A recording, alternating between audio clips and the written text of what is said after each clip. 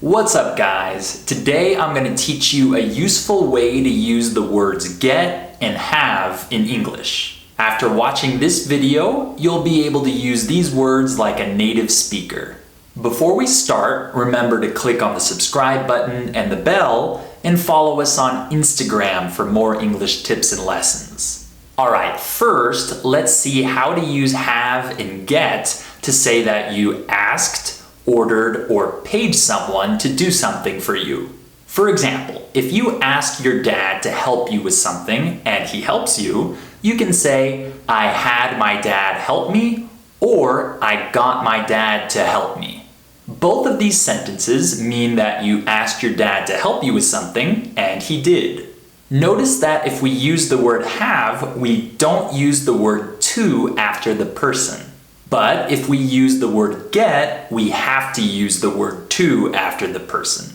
Native speakers like using this kind of sentence because if I say, I had my dad help me or I got my dad to help me, it means that I asked him to help me and it means that he did help me.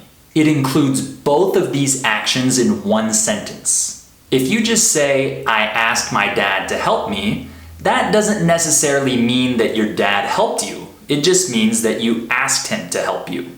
So if you want to say one sentence that includes both actions, you need to use get or have. We use the word have more often in these situations though, because using the word get can sometimes sound a little too informal or forceful. Here's another example. I had my secretary cancel my appointments. In this example, I'm ordering my secretary to do the action because I'm her boss and she does the action. The sentence includes both actions. I ordered her to cancel my appointments and she did cancel my appointments. Here's one more example. I had the mechanic check my brakes after he finished with the engine.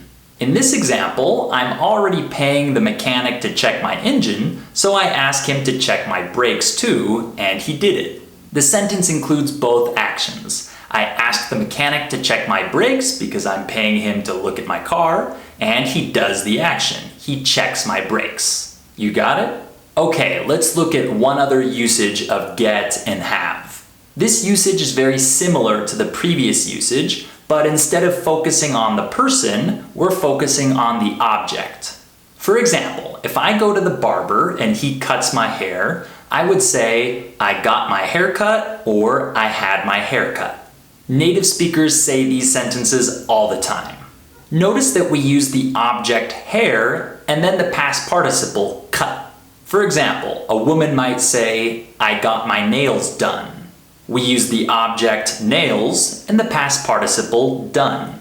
We use this structure to show that we asked, ordered, or paid someone to do some action to one of our objects. So when I say, I got my hair cut, I'm saying that I paid someone to cut my hair and they cut it.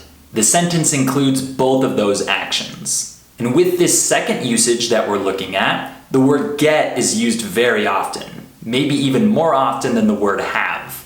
But you can use both. Here's another example. I got my car fixed.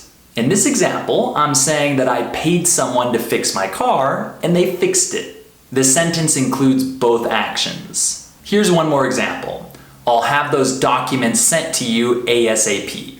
In this sentence, I'm saying that I'll order someone, probably my secretary, to send the documents to the person, and I'm saying that my secretary will send those documents. The sentence includes both of these actions. You got it? Alright, hopefully this video was helpful for you. Leave a comment and try to use get or have in your own sentence. And don't forget to subscribe to the channel, click on the bell, and follow us on Instagram for more English tips and lessons. I'll see you next time.